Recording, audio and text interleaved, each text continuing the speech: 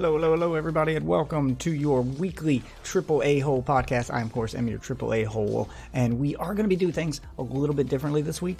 I am recording this offline, not doing my live format version. Don't worry if you sent in email comments and email things. I will get to those at the end and address them briefly, but most of those will be saved for next week's episode. Do give me some feedback on this. Let me know if you prefer when I do them offline like this, and I can go just rant uninterrupted or undistracted by chat, and I can just, hyper focus on something, and then you guys kind of get it as a surprise bonus video or podcast Wednesday morning. I know this is going to be a little bit late. It is Wednesday morning. I wanted to make sure that I got everything I needed here because I have something I want to cover that's really bothering me, and I know I'm going to reference Anthem a lot again, and I know that Anthem's been kind of the whipping boy lately, sort of just getting it from all sides, and I'm trying to get away from focusing on specific games as I want to cover just industry problems as a whole that apply to almost every game, to everything, so that and when people go back and re-listen to these episodes, they don't feel dated. This stuff still applies. I mean, hopefully one day it won't. That's the purpose of the podcast, so we'll be able to fix all this stuff, but let me know what you think. Let me know if you prefer having it as just a bonus when I do it offline and you like the way I focus on it here, or if you prefer being part of the discussion and having it being this open forum thing that I've been doing with the co-hosts and everything. So I'm just going to get right into it. Anthem's latest thing in the news is there's two things, really, since last week, which the big one being that it's completely and they're related, so I'm gonna talk about how they're related and how there's a double standard here. But the biggest being Anthem is crashing PS4s on a very regular basis, and I'm talking hard crash where they don't just send you back to your dashboard of the game console, and the game console is still running and you just need to restart the game. I've experienced that in multiple games, Apex Legends, Spider-Man, just about every game. Under certain circumstances, it does have a crash, some more so than others, but a crash is one thing. I'm talking about the kind of crash that happens when you lose power at your house or you unplug your PS4 either while you're playing it or while it's in sleep mode, and everyone who's owned a PS4 has seen this screen where you turn it back on and you get that screen that tells you the PS4 was not shut down properly and it needs to rebuild the database, which is basically the OS for your PS4, its operating system. But it does that while you're playing it, and many people saying that it wouldn't turn back on. Some people saying they found a fix for it. You unplug the cord, you hold down the power button for X amount of seconds, it'll force it to reset, and then it'll rebuild that database. In extreme instances of it, it apparently completely bricked the PS4, where it just would not turn back on anymore. Unplugging it didn't help, holding down the button didn't help, people called Sony for support. Now I hear people, defenders of Anthem, which for some reason there still are, saying that the instances of it completely bricking the PS4 are unconfirmed. To which I say, how do you confirm that? Other than physically going to the person's house and checking their PS4 to see, is it actually bricked? We saw you got the crash. If they recorded a video of getting the crash, okay, we saw you got the crash, but is it completely bricked, or are you just saying that? Because how do you confirm that other than going there and seeing it? My argument to them is it's confirmed enough that EA's addressed it, and that Sony is doing something they've never done before, and they are issuing refunds of the game bought through their store. So they're agreeing that it is definitely an issue, and that was kind of the pushback I get when I bring this stuff up. What started this was earlier in the week. I had a debate, if you will, with one of my co-hosts live on stream about Anthem banning players. Anthem was banning players for reportedly two reasons, but the big one that made the headlines and got the attention was a big streamer got banned, and he was doing a glitch in the game where you could get an unlimited ultimate with the Storm class, where you could infinitely use your ultimate, and he was burning Titan bosses, the big boss in the game, the one that usually takes half an hour or so with a team to beat, and they're supposed to be the most difficult bosses in the game, and he was burning them with a team of Storms in 30 seconds. I mean, obviously it's an issue. It's a glitch, yes. But he was banned for it. Now, he, only used the glitch for roughly 2 minutes. You know, he did it a few times to show it was repeatable. He was basically documenting the glitch to help them. Because he is a big fan of the game. He's enjoying the game. I don't know how. I don't like the game personally, but we're going to stay away from whether or not the game is fun and focus on the issues around it. Just the issues with the gaming industry as a whole here. Because this has happened on more than one occasion. I mean, it happened again with Fallout 76. Players just getting banned for just enjoying the game in the state you released it in. In his case, he's documenting a glitch to then tweet to you, to then say, hey, did you know this was a thing? And show it to you and ask you to, to fix it. And instead of fixing it, you immediately ban him first. And you demonize him as being part of the problem. So you guys don't pay for testers anymore the way you used to.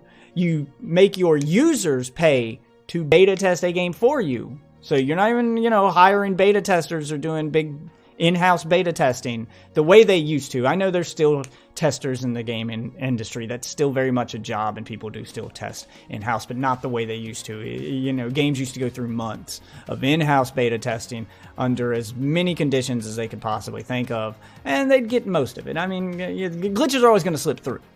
No testing phase is ever going to be perfect, especially when you're doing release on PC, where everyone's PC is different. It's not like testing on a PS4 where everybody's got the same PS4. Everyone's PC is different. The hardware is different. The circumstances in which it's being played under are going to be wildly different, especially in the era of streaming, where people are running so much stuff in the background, and you've got your streaming software running, you've got your music player running, you've got your capture card if you're running off another PC, you've got your voice chats open, you might have bots so that you could do giveaways or monitor your chat, etc., etc. You've got all these things running in the background that they maybe didn't take into account. You've got overlays, you've got recording software to record your replays, there's so much stuff that you're doing while you're also gaming. I get that. What my problem here isn't the fact that the games aren't untested. I mean, obviously I have a problem with that, but that's not what I'm addressing today. What I'm addressing today is the way it's handled. And now there's a double standard there. So for the defenders of Anthem, like my co-host there, it basically came down to, quote unquote, a moral argument about whether or not they were in the right banning these people. My argument was no. They banned him specifically for, and others copy and pasted their email from EA2 to show that they were banned for something similar. So the thing that, made the big headlines was banning for the glitch. The other one was economy exploitation. That was people reported getting banned for looting chests in the open world. Just flying around, not doing anything to manipulate the game the way that he did, where he's having to do something specific you normally wouldn't do. No, this is just something people would normally do. They'll fly to a chest in the open world in the game, loot the chest, and the chest was giving loot it shouldn't be giving. People were like, oh, I got really good loot from this chest. Let me reload the area and loot it again. And then go through this thing where they just fly around waiting for it to spawn again, and, they farm it. It's that kind of game. That's what you're going to do anyway. Everyone I've talked to said if they got a good chest, that's what they do. They're banning those people too.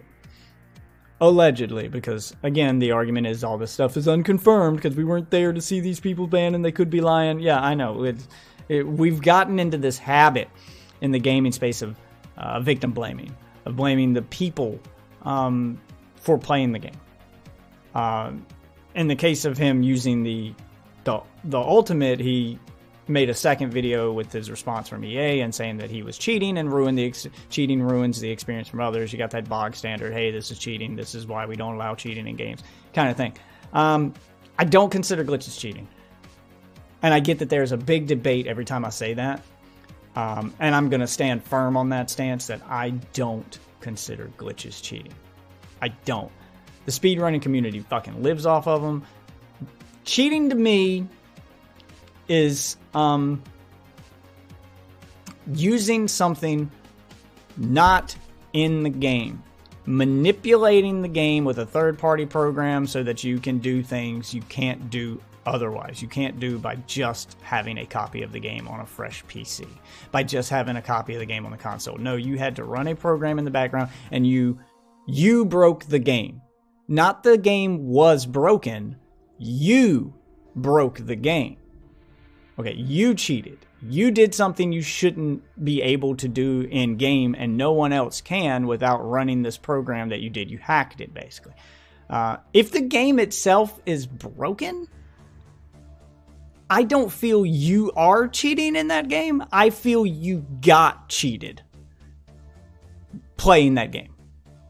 You didn't pay for a broken game. You did, especially if you pre-ordered, which we know how I feel about that, but let's say you do, and you get the game. You weren't promised a broken game in its marketing. You weren't promised a broken game at E3. You didn't pay for a broken game.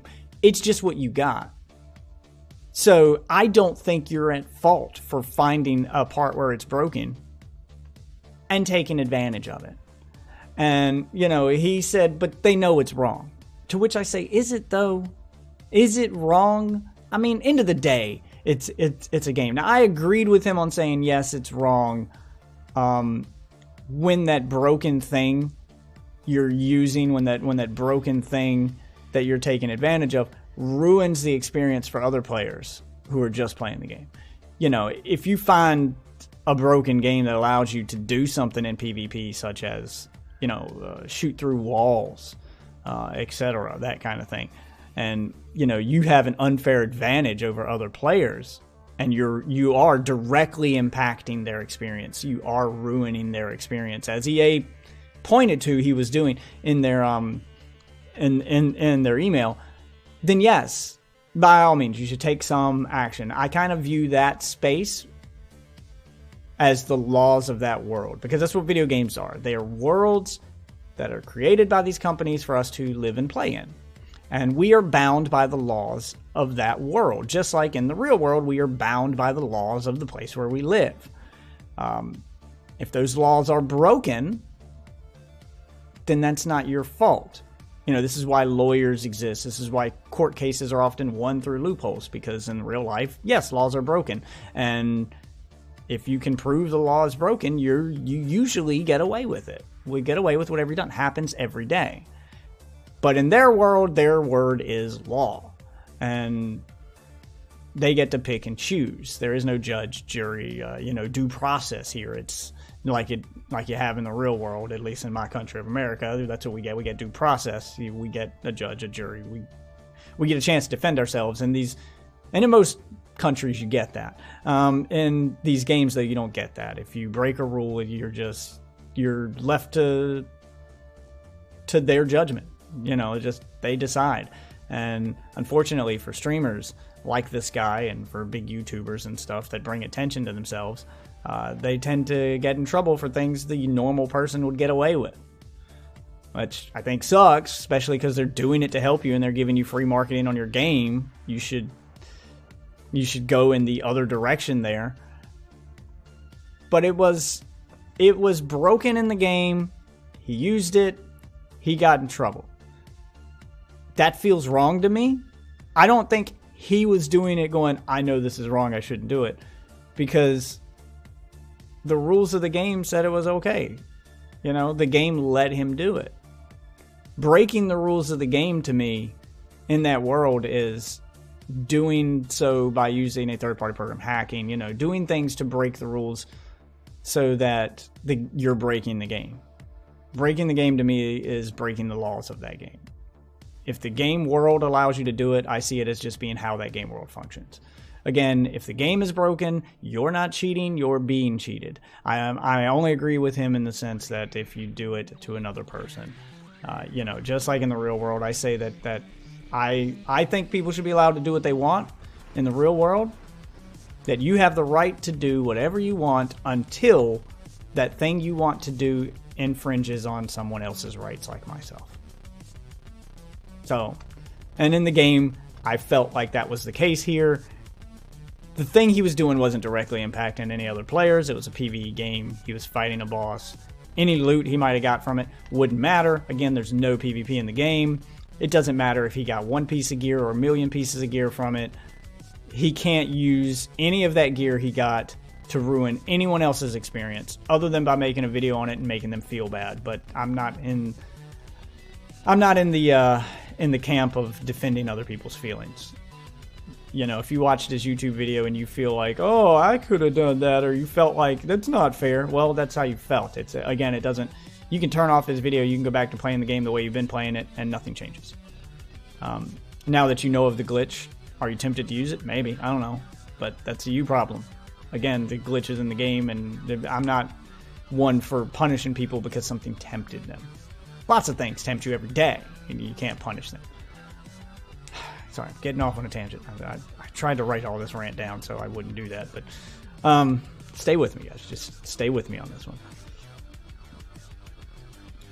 He used the moral argument and tried to make some analogies of his own here, saying, okay, what if you, he said, okay, so what if in the real world you walked up to a vending machine and you, after buying whatever you're going to buy from the vending machine, you leaned on one of the buttons by accident, you pressed a button, and you noticed it gave you whatever you pressed, whatever button you pressed, it gave you that item for free without putting the money in. Would you keep pressing buttons to get the stuff inside? And that's a great moral conundrum, you know, to say what kind of person you are, but that's a philosophical argument there. It's not a question of whether or not it's right or wrong, and if you would personally. It's a question of, should you be punished if you do?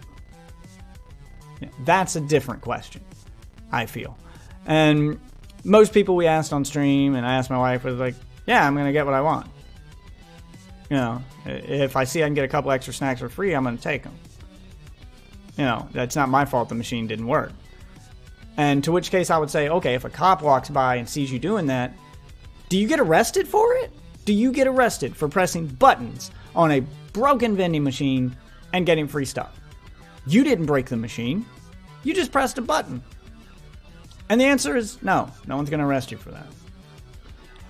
I made a better analogy, I feel, which is going, these companies are punishing people for finding broken things in their game. I want to display to everyone how absolutely batshit insane that sounds. Because if you did that in the real world ever, there would be fucking riots. No, companies would go under, the law would get involved, it would be crazy. This is the equivalent of you walking into a Walmart and you find an item on the shelf for the wrong price tag. Everyone knows that when that happens in the real world, Walmart fixes the problem on the spot, takes ownership of said problem, and gives you whatever you found in that spot for that price. I've gotten multiple video games from Walmart on launch day because some worker put it in the wrong spot and put a $60 game under a $20 price tag. I usually don't buy disc, but when I see that happen, I go grab a manager, I show him, it's behind glass, so he knows I wasn't the one that did it. It's clearly the employee's fault, and he agrees with me. He removes the tag when he hands me my copy of the game, gives me the game for that price, and he takes the loss. He accepts responsibility for his mistake, for his people's mistake, takes the loss, fixes the issue. So, if they functioned the way EA functioned, the way that these game companies functioned, then I would go into Walmart, I'd find it behind glass, so you know I didn't do it, I just noticed it and was trying to take advantage of it, point it out to him, and instead of him fixing it and giving me the game, their version in the real world would be him kicking me out of the store and banning me from the premises for finding it for him. I'm just going to give you a minute to digest that and tell me how batshit crazy that sounds. See, when you start putting the shit that the AAA game company gets away with into real world terms, it sounds insane. Every single time. It sounds insane. Fallout 76 banned their most active player for having too much ammo. This guy played their game for 900 hours and had too much ammo. He did not cheat. He did not glitch. He did not do anything other than play the game the normal way everybody else was playing it, the way the devs intended it to be played. They just didn't think someone would play that game for 900 hours and have that much ammo. He didn't do anything wrong. Banned him anyway for having a, and I quote, ludicrous amount of ammo. Yeah, he played for 900 hours. He's going to have a ludicrous amount of ammo. But that's my point. You can do, like, you're at their mercy here. He threw the argument then at me about, and I'm not calling any names, so don't worry, your identity is safe. But he threw the argument at me about terms of service. Terms of service. The thing you agree to when you buy a game. Remember when you bought a game and just fucking owned a copy of that game? There were no rules to how you had to play it.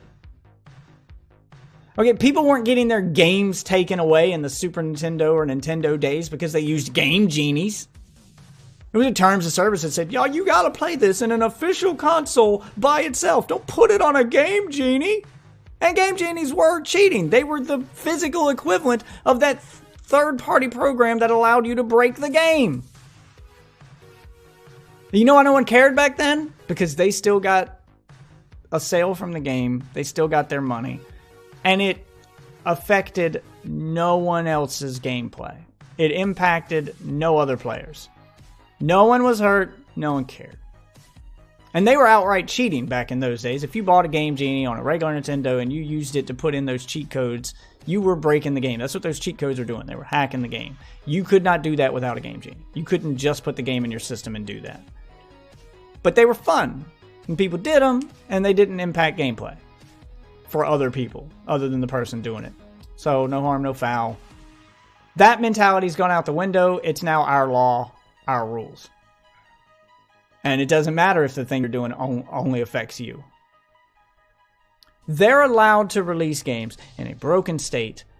In the year 2019, the rules have changed. They can release games in a broken state, charge you full price for them, and then punish you for pointing out how broken they are. Punish you for finding things in them that are broken and using them. You're basically, if I could give another real world example, you're basically paying admission to a carnival. You're paying admission to a theme park that's still under construction. And you're being told to not look behind the curtain, to not look at how broken it is. Just ignore the broken bits and enjoy the bits that are there. And if you get too close to the broken bits and get hurt, it's your fault. In no real world would that ever happen. Nor should it. If I bought an amusement park ticket to Disneyland, say they were building a new Disneyland close to my home and I went there, but they started letting people onto the premises and selling tickets before the construction of the place was finished. And they rope off areas and they tell you don't go here, but some people are going to go anyway. They want to see how things are made. They're going to break the rules. They're going to go there. And if they get hurt, Disney can't go to court and say, well, he walked behind the rope we put there that we told him not to walk behind. Well, yeah, but they shouldn't have been on the premises to begin with. There are rules. There are laws that say you can't put people in that situation. It endangers them. You can't put them in that situation. Oh my God, let me turn this music down a little bit. Sorry, headphone users. Sorry about that. I was trying to have a little background music so it's not completely silent this whole time. And for whatever reason, it got loud halfway through that for no reason. So I apologize for that. It's fixed now. No other product does this. And yes, I'm giving extreme examples where people can get hurt, but I mean, even without doing that, even at the Walmart example, no one got hurt. You just got banned from a store for pointing out a price difference. This cannot be allowed to continue to happen. And one of two things, this ends one of two ways. Either the government steps in and starts imposing laws on software, on video games. It says that they have to meet a certain standard. Or we as consumers have to do, and I doubt that one's going to happen. Or we as consumers have to band together and we have to change it. Because it is only getting worse. This double standard in gaming is getting worse. It's happening far too frequently, and we're the ones getting cheated. Does EA get banned from making games for PS4s? Since they bricked PS4s now. Since they're crashing PS4s. Since playing their game on your console is dangerous to the console. And it affects other games. If your PS4 crashes completely and doesn't turn back on, well, that affects your ability to play any game on that console, not just theirs. Do we ban them from making PS4 games? Because they broke your console? I mean, putting the shoe on the other foot. This attitude of victim blaming is just mind-blowing to me. Insanely mind-blowing. That they're allowed to do this. And that no one cries foul. No one's going to punish them but us. At this point. I am very well aware of that. I mean, I'm glad that Sony's picking up the slack and doing the right thing here and giving out the refunds that EA wouldn't. I think they should. EA should give the refunds, not Sony. Think that EA should be held accountable. See, in other mediums, there are rules in place. In sports, for instance, if the rules are broken, if whether or not it be a game that's broken, where team breaks the rules, or, whether they do something off the field, or the team itself isn't functioning the way it should, or they lie to the public, or they sell shoddy merchandise, or whatever, the team gets fined money. When they break the rules, they pay a price. And that doesn't happen in gaming. If you go to the movies, and, you're watching a movie. There's another medium very similar to games. You go to the movies. You pay for a movie ticket. You watch a movie. And this particular movie, every time they play the movie, the screen catches fire. And, an employee with a fire extinguisher has to run out into the movie theater, put the fire out. The crowd isn't punished for that. You're just watching the movie. I'll take it a step further and say, because people are going to say, yeah, but he was doing a specific thing in the game that made that happen. Normal people who play the game never experience that. Okay, fine.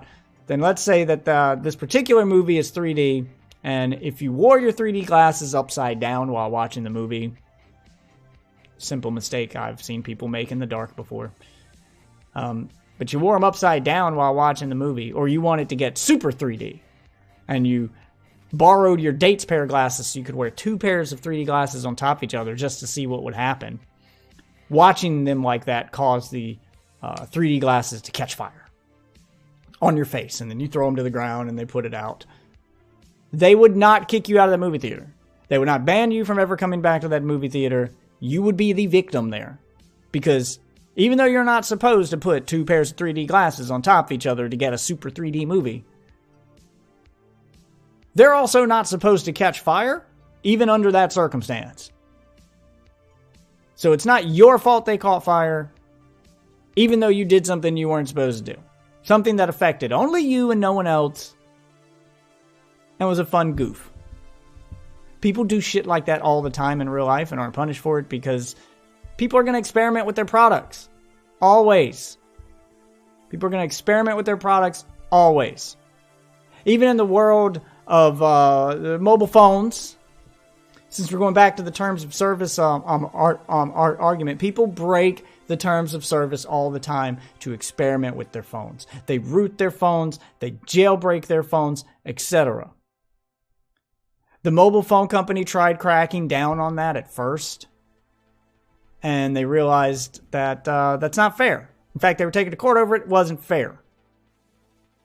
Because you can't write a terms of service and charge people money for a product and then tell them they don't own the product. They can't do what they want with it, that they're renting it. I'm not renting my phone. I bought this phone. I own this phone. I keep it with me every day. Same thing with a video game. I bought that game. It's in my console. It's in my hand. You know, it's on my PC. I bought it.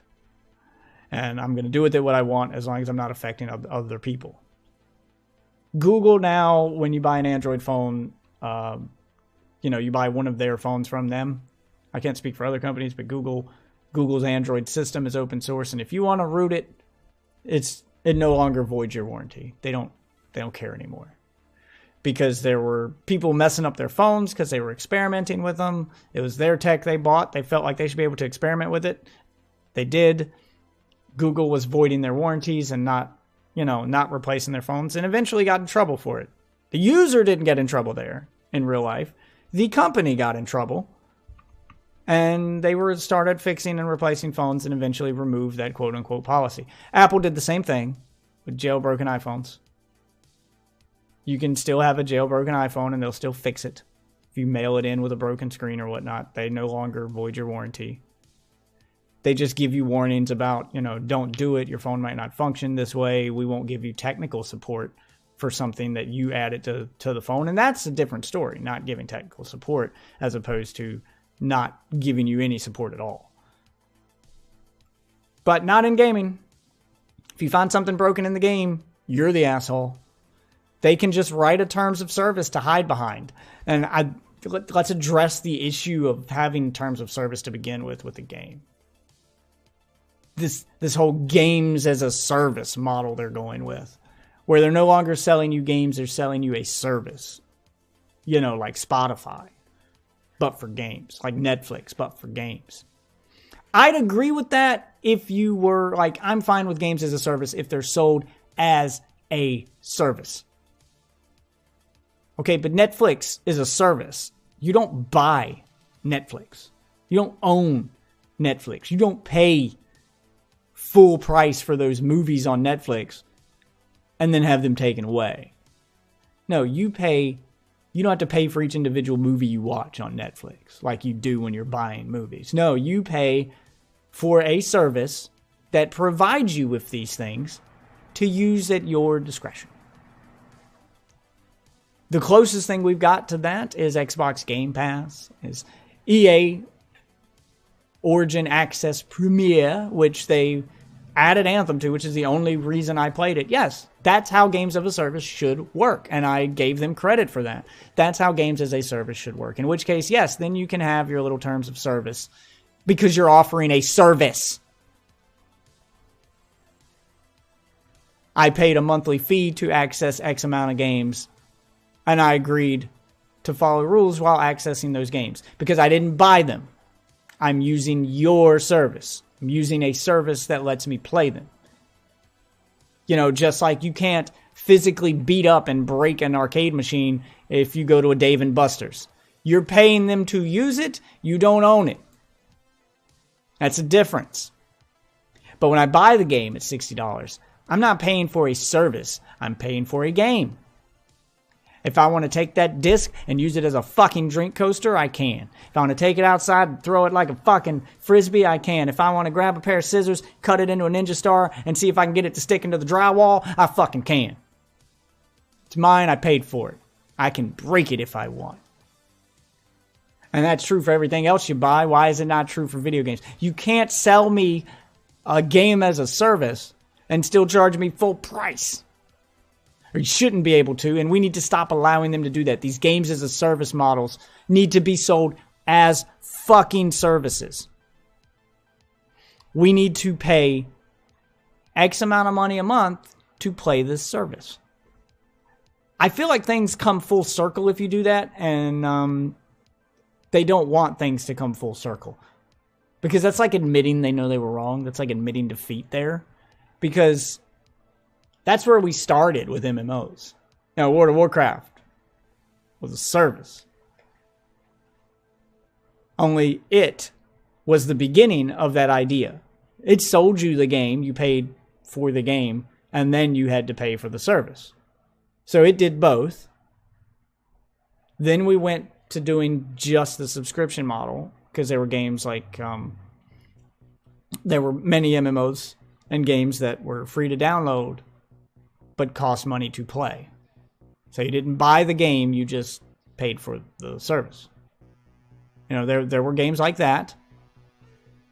Okay, and then you had services like OnLive, which PlayStation bought and turned into their PlayStation Now, which is a service. You pay a monthly fee and you can access all the games you want. So then we started doing the service thing. But for whatever reason, they got away from that. I don't know if enough people aren't doing it, or maybe it's, you know, they didn't try to evolve that idea enough. I feel like they should have, because those services always gave you the really old games. They were still clinging to the idea of selling you games. They knew they couldn't sell you a game and charge you a service price for it, because that very rarely worked. World of Warcraft's kind of an outlier there.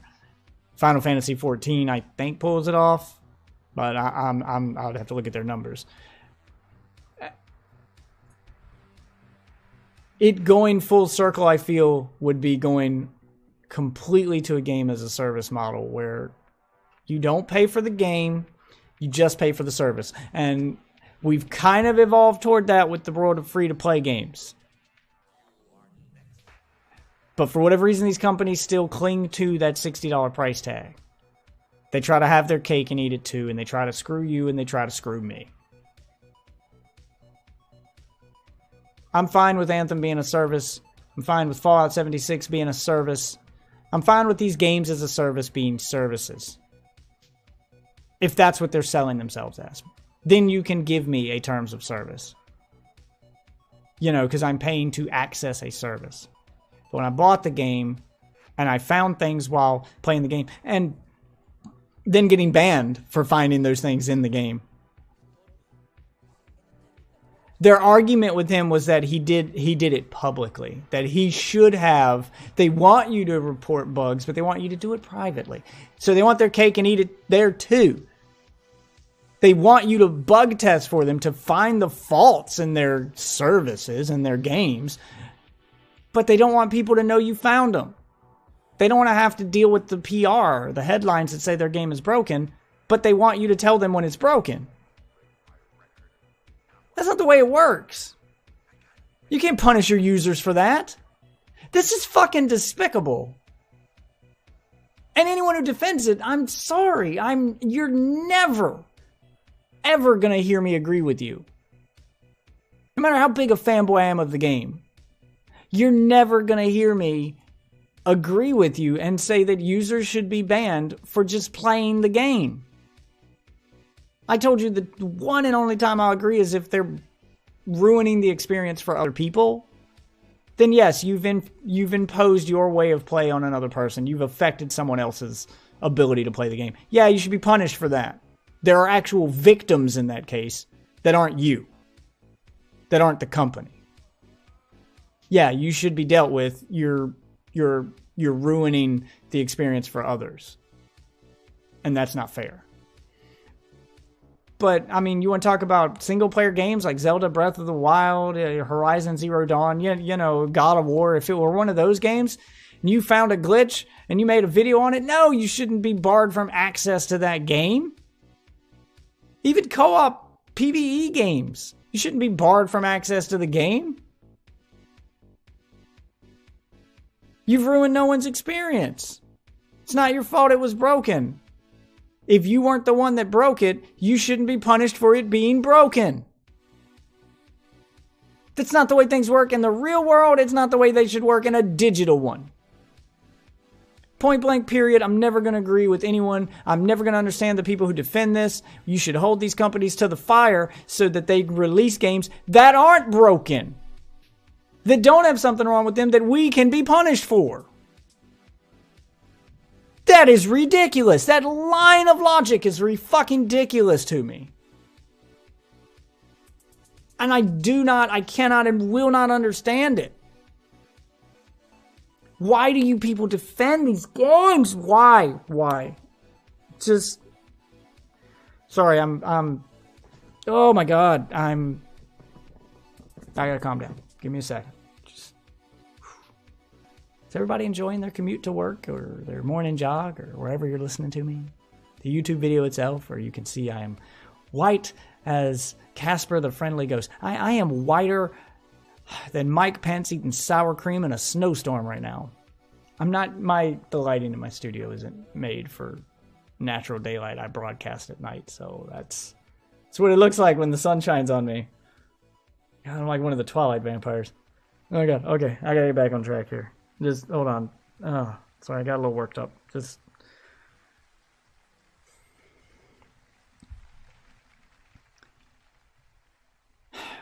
if there were enough people to do a boycott, boycotts would work.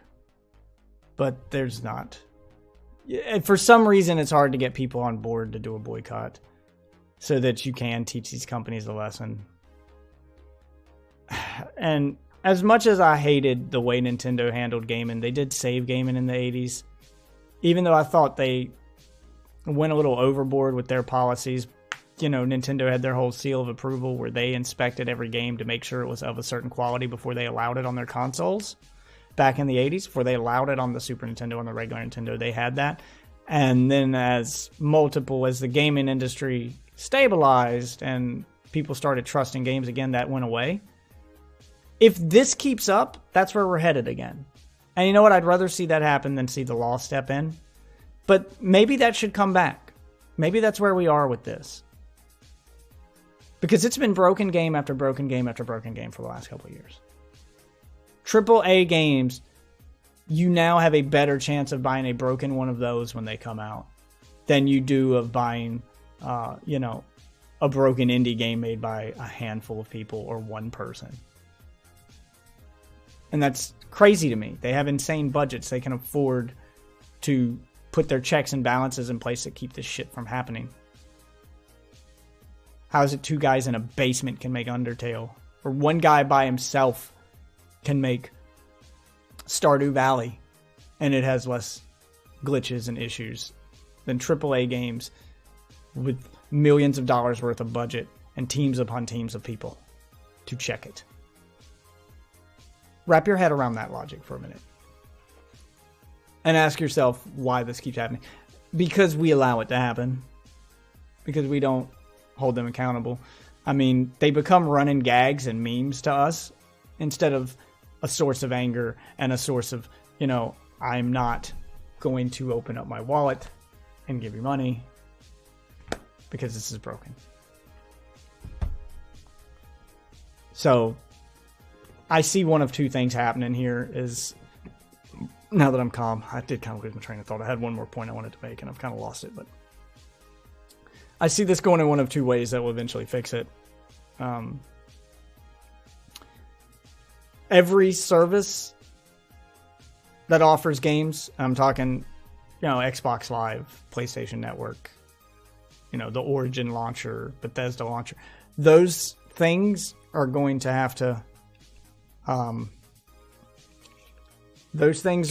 do what Steam did and institute a refund policy. And people are going to have to start getting refund periods, X number of hours to play the game and, see what the game's like. So then people can play it at launch and not miss out on the game, so to speak. Because I know that's a big part of it, the fear of missing out, where people are scared they're going to miss something if they don't buy it on day one. So that's why they don't wait for reviews and they don't wait for these headlines to come in. That gives people time to play it and decide if they like it and then return it. And decide this is too broken to be worth my money and I'll take my money back. And then companies will start releasing their games in a better state so that, their games don't get returned. That's why these companies are desperately trying to avoid that. That's why games like Anthem, Fallout 76, these mostly broken games, these notoriously broken games, aren't being released on Steam. Because Steam has a refund policy, and they know it. So instead of, fixing the game and hoping for the best that their users don't refund the game, they release it on their own launcher. Now they'll blame it on Steam's prices, on Steam's, Steam taking a cut of the sales, blah, blah, blah. That's not the real reason. Steam's always had that cut. And you guys have always used their service. Because the amount of money Steam takes, while a bit steep, I'll admit, for a game that sells millions upon millions of copies, like Fallout, like a Fallout game is going to sell, that little cut of profit that Steam makes isn't small potatoes compared to the amount of money you still made. You still made profit, so. Because you want access to Steam's audience, because people might not buy it if it's not on Steam. But then Steam instituted a refund policy, and they started pulling their games from Steam's market. Because now you don't want Steam's audience, because Steam's audience has power over you. They have power to force you to get their money back. So you make your own launcher, and then you refuse to give refunds like Fallout 76 did. You refuse to give refunds like Anthem did. EA refused to give refunds. They kept promising fix after fix and, you know, looking into it. All that PR speak they do when people do find problems. But Sony, you know, taking the high road and taking some ownership and saying, well, you know what? We can't have your game actually breaking the console itself. That makes us look bad. So we're going to do what you want and refund these games. Sony took the hit there. And is refunding games out of their pocket. And paying for it off, you know, especially copies bought off their store. And then Anthem decides, you know, EA and BioWare decide they're going to make statements. And then, you know, they're going to actually not blame users anymore. And they're going to go public and they're going to try to fix it. Because it became a big deal at that point. Because now it's hurting their money. Their sales. See the power of refunds? Do you see the power you have as a consumer when you use your money as a weapon instead of your voice? Not that your voice doesn't matter, gamer. It does. My voice matters, your voice matters, and we should all make those Reddit posts. We should all bring attention to this stuff, sure. But your voice has to lead to something.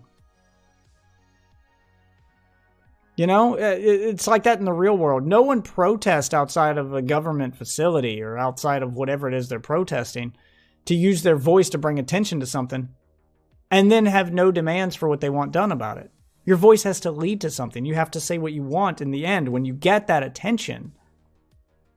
And people say, okay, well, we've noticed you. You're protesting. What is it you want? What are your demands? You got to have something to demand there.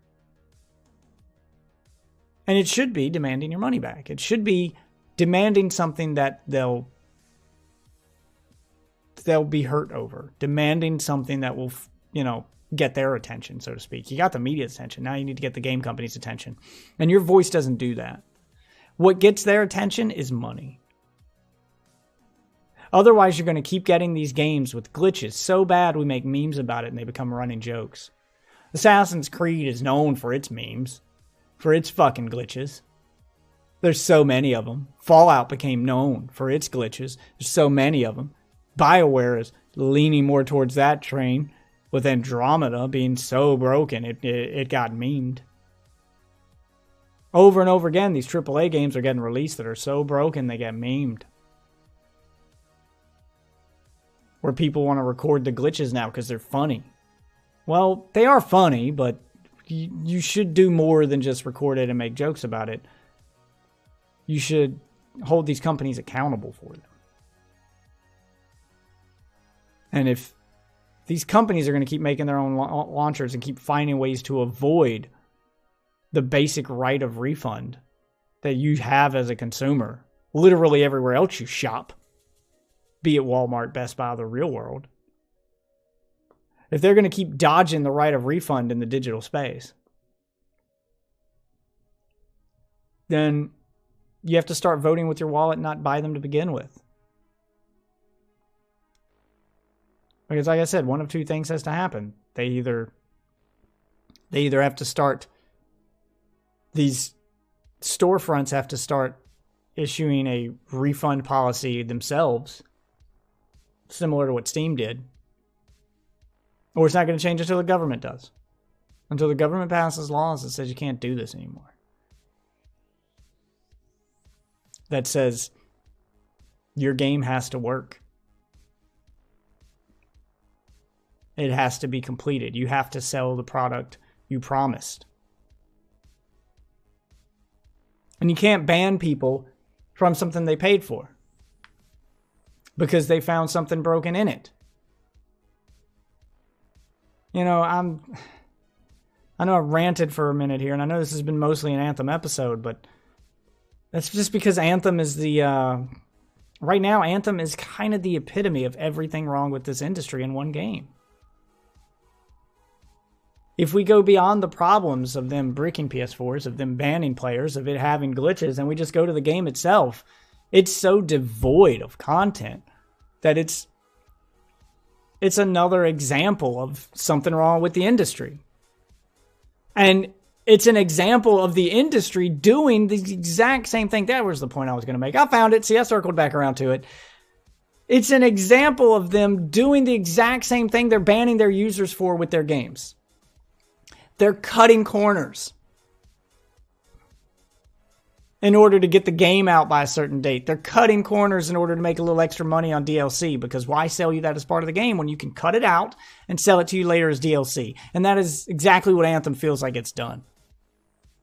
It feels like that game had much more content, especially if you look at the E3 trailers and the stuff they promised compared to what you got. It feels like they cut out parts of it on purpose to sell you later as DLC, or to keep you playing later, to promise as content updates, however they're going to handle that. The point is they're cutting corners. Instead of making new content, they're going to cut out and move existing content. They're cutting corners to make more money as a company. And no one's crying foul. And by no one, I mean the government's the people that could punish them. Yes, we're crying foul as gamers, but no, they're not getting in any real trouble for it. But if you cut a corner while playing their game, you use a glitch to shorten your grind. Again, a glitch that only affects you. You cut a corner in a way that only affects your gameplay experience.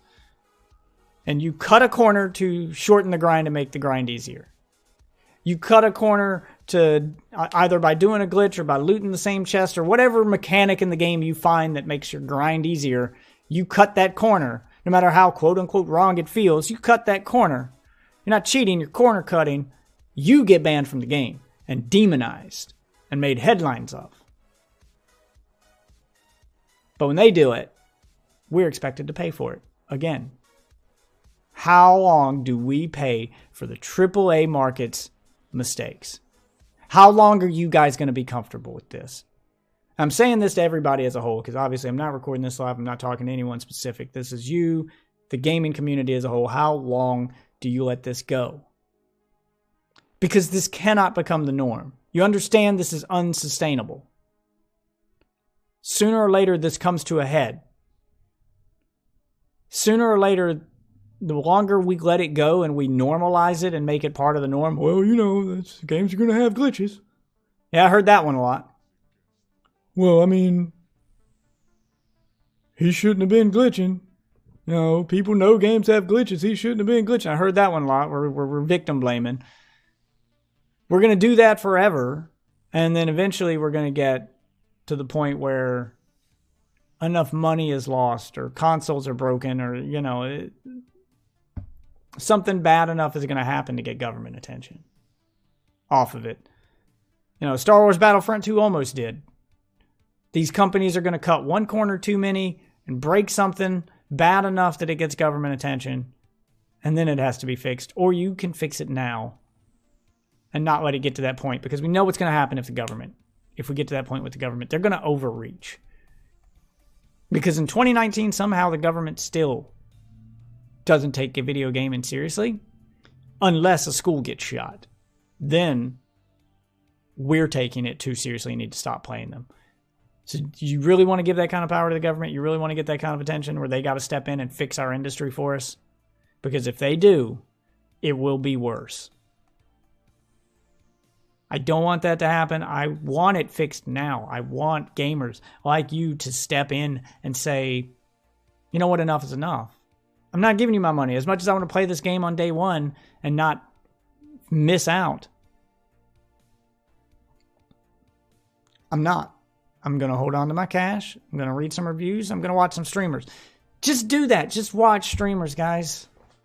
Just watch streamers stream the game. You can be part of the experience on day one by being part of that chat. You can support someone and also learn about the game and decide if it's worth your money.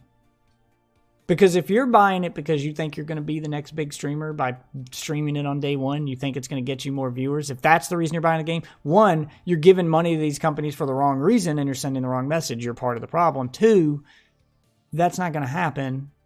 You're not going to be the next Ninja by buying the next Far Cry on day one and playing it first. You might get some more views for a day, but the minute everyone else gets their hands on it, they're going to go back to their favorite streamer, man. That's the wrong reason to buy a game. You're doing it backwards. Those companies should be giving you the game for free. You shouldn't be paying them to try to get famous, if that's the reason you're doing it. You could still stream under that game's tag. Stream some gameplay footage from a trailer and do a PSA stream warning people why they shouldn't buy it. Do a comparison stream where you're comparing the game's, E3 content and trailer content to the content that the reviewers are playing right now. And wait for the reviews. Watch some other streams.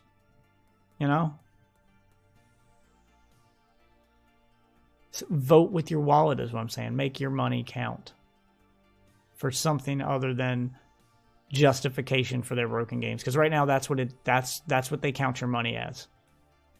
They count your money as proof that you're okay with this.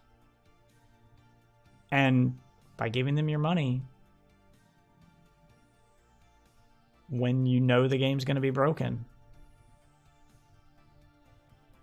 yeah, they're kind of right. You kind of are okay with it. And you can pull the how was I supposed to know it'd be broken? I just told you how. Wait for a review. Let the people who get paid to play these games do their jobs and tell you if they're worth playing, if they're worth your money. Let them do it. It's their job. It's not yours.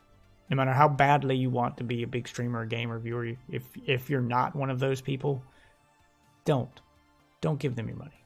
Wait. Riding that hype train for 24 hours isn't worth ruining the game industry over. It's really not. Wait. Wait for the reviews. And then don't buy the broken game. Warn people of the broken game. Don't buy the broken game. You know it's going to be broken. If the last 3 games in the series were broken, why would you think this one's going to be any different? Bethesda games are always broken. It's a meme, remember? The Fallout games always have glitches. The Skyrims, the Elder Scrolls games, they always have glitches. No matter how many different versions they make, you're always going to have glitches. Stop giving them your money and you'll stop getting the glitches. I promise you, that's how it will work. Money talks louder than your Reddit post. Money talks louder than your voice, louder than your YouTube video, no matter how big your audience is. But it only works if everyone does it. So that's my plea to you. I feel like I'm going about an hour here. I'm calmed down now. I've gotten that off my chest. It's just, I'm tired of broken games. I'm tired of people defending them. I made a podcast a while back about how fanboys are ruining games, and this just loops right back into this. That those same people who agreed that fanboys ruin games with me then sat down and tried to defend Anthem because they were enjoying Anthem. Maybe they're not a fanboy. Maybe they don't consider themselves a fanboy. And maybe fanboy was the wrong word for me to use. But it was the one that kind of got the most, that felt like it fit the most. Fans of games are ruining games by defending them. Stop defending them. Admit something's broken. See it for what it is. If you bought the game and you enjoy the game in its broken state, then enjoy your game. But you wouldn't walk into your house after your dog tore the house up and pooped on the rug and then ignore the poop because you like your dog. You wouldn't get rid of the dog. You'd just clean the poop. So come on, guys, clean the poop. Don't walk in and step over it. And that's what you're doing by defending the games because you like them. You can still like the game, just like you can still like that dog. But you've also got to clean up its mess. Help clean up the mess for the thing you like instead of defending it. You wouldn't stand next to the dog's poop and say, well, I wasn't here to let him out, and that's where he wants to go. Let him go right there. That's fine. It really ties the room together. I kind of like the poop there. Yeah, no, don't defend it. You wouldn't defend that, don't defend this. Admit when something's broken, and if you want to enjoy the broken thing, hey, more power to you. Enjoy the broken thing. Just stop defending it. You're in denial, and you're ruining gaming for the rest of us when you do that. Buy what you want, play what you want, but don't normalize glitches. Like I said, I'm all for people doing what they want as long as it doesn't affect others in a negative way. And if you like glitches and you want to play games with glitches, it's fine. But don't try to pretend like they're not a problem, because then these companies are going to keep making games with glitches thinking they're not a problem, and that ruins it for the rest of us, for people like me who see them for the problem they are. That's over an hour. I know I was going to go to some comments here, but this whole podcast has kind of been about comments that were made to me over a week of streaming, and I just wanted to kind of compose my thoughts on this argument and just kind of get all this off my chest. And, you know, if you guys watch my stream every night, which you should, by the way, it's pretty awesome. I do some rants there I don't do here. And I'm usually a lot angry because I haven't had time to compose myself. I'm told it's quite entertaining. You know, I do stream every night at midnight on Twitch, YouTube, Mixer, all your favorite platforms at once. So, you know, I'm syndicated, man. Pick your channel. But if you've watched me stream enough, then you know that I don't give excuse for these glitches. I don't give excuse for these companies. And I don't pull any punches. You know? So I'm not doing any comments today, since this whole thing's kind of been about comments. And for those of you who are there for the streams and remember my arguments, I look forward to seeing you again. And I will gladly have this debate with anyone. If you got something that I've said today that you disagree with, something you feel I left out, or a point that I didn't make, or something I glossed over that you want to bring attention to, deathwitch@gmail.com is how you email me. Or you can at me on Twitter at deathwitch. That's DEATHWHITCH. For those of you, I need to make an account specifically for my AAAhole persona that I'm doing for these podcasts. But that's also where you'll find me on YouTube and Twitch. Deathwitch, again, DEATHWHITCH. I look forward to seeing you guys there. I look forward to hearing from you. If I hear from no one and I get no pushback, I'm just going to assume I was right and that you all agreed, which I usually am. So thank you for listening. Thank you for watching if you're on YouTube. And I look forward to seeing you guys during the live stream. I look forward to interacting with you instead of just being a voice in your ear hole. For now, I have to get ready for work because I'm recording this crazy late. And I still got to post it before I get to work. So I got to, you know, edit and chop up the audio to get rid of all the dead space. You know, I got to do all that editing stuff and post this. But thanks for listening. And I will see you guys next week.